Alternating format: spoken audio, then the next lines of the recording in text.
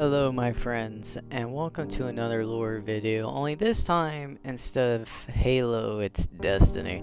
And today we'll talk about why, or how, Oryx the Taken King is one of, if not the most powerful foe that we have faced and killed. Let's get into this. Now, YouTube, I do want to state that this is for education purposes, so yeah.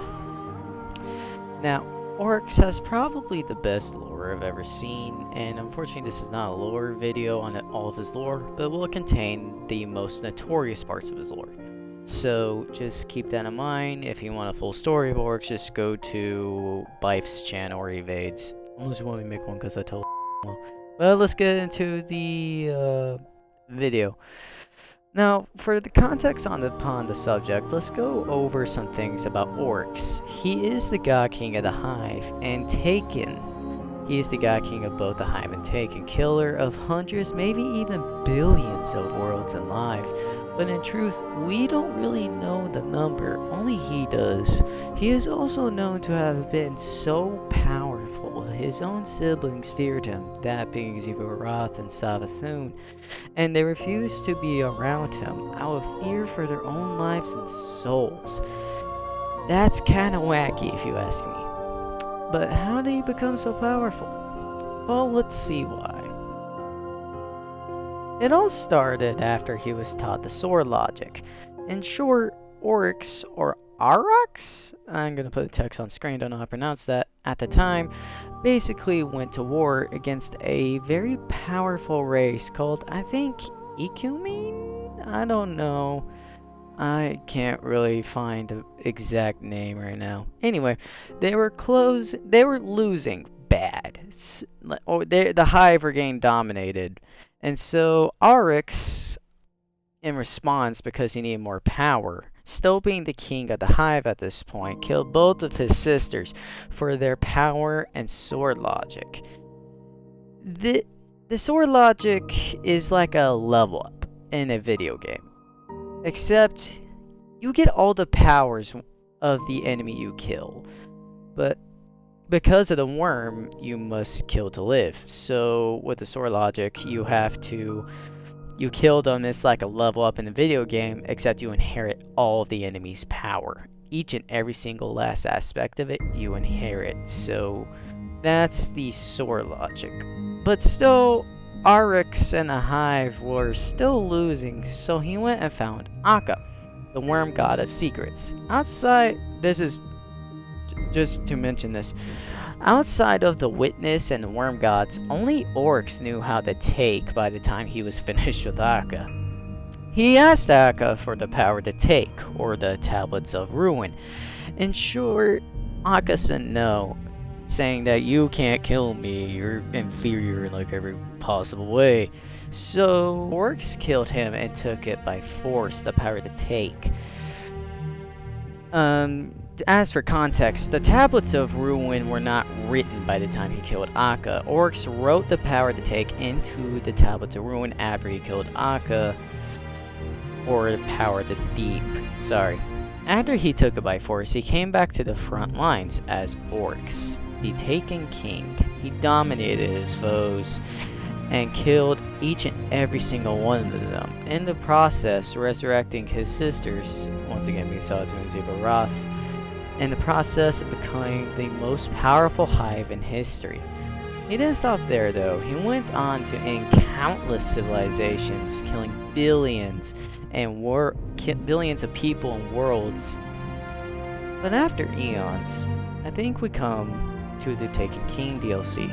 I should say this now, he is one of the only ones to meet the Witness and directly talk to it. It's worthy mentioning because that's not exactly a feat that most things have done. But back to the thing. Oryx came back to Earth to kill us. We killed his son Crota. Like, we absolutely slapped him up. Son of Oryx. And he is angry as hell. The Awoken Queen met him on Saturn and fought him to kind of stall him so Iris Morn could get us to defeat him. She lost horribly. Or at least the entire Woken fleet was destroyed and killed.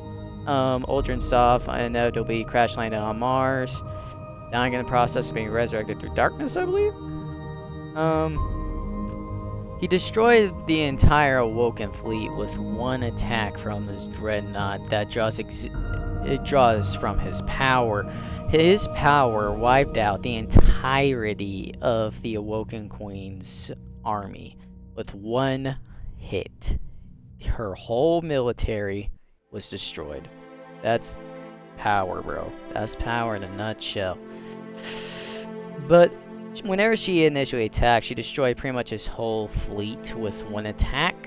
But his dreadnought was immune to it because the dreadnought is the physical manifestation of his throne world. And I'm pretty sure it's indestructible on the outside, but on the inside, it is said in the game, actually, and the Bomb Brothers strike, that should the dreadnought's core blow up, the solar system would go into a supernova.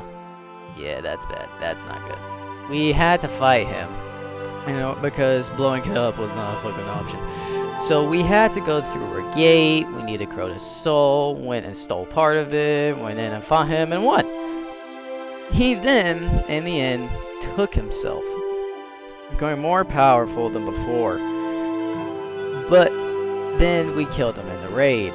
And it's not like it was easy, according to the game. When we killed him in a raid, it's worth mentioning that to kill Oryx, we had to use his own power against him. And he was the only foe in Destiny that was both a campaign final boss and a raid final boss. Yeah. He is definitely one of the most powerful creatures that we fought, if not the most powerful creature that we have vanquished. Personally, I believe that he is more powerful than Rolk. I'm pretty sure that Bungie confirmed that he is, actually, but I could be wrong. But that's the story of Oryx the Taken King and how he got all the power he has in a very small nutshell. This is a tidbit meant for those of you out there who are new to the game and want to know why Oryx is considered so powerful. He is the only entity outside the Worm Gods and the Witness who knew how to take the power of the deep. He is also one of the only living things, or ex-living things, to have killed a Worm God other than us. Other than us, he's the only one to have killed one. And no, Rolk doesn't count because that's the Worm Mother and she's technically still alive. He didn't kill her. Anyway. That was Oryx's story. I do hope you enjoyed. This was probably a shitpost. Probably not. I don't know. But if you did enjoy, consider liking. That's all I really ask. If not, just thank you for watching. I appreciate it a lot. And I'll see people in the next one. You have a nice day. Peace. Okay, so something I do want to stay at the end was that this wasn't a terribly hard thing to make, but it was definitely a lot of fun. Let me know if you want to hear more lore videos, because trust me, this is a treasure trove in my brain. But I did hope that you people enjoyed, and also, if somebody working at Bungie or Captcha or whatever is watching this and wants me to take down the Destiny music, I will do it. Just message me on my email or just comment on one of my videos, because I totally will. Anyway, hope you guys have a nice day. Peace.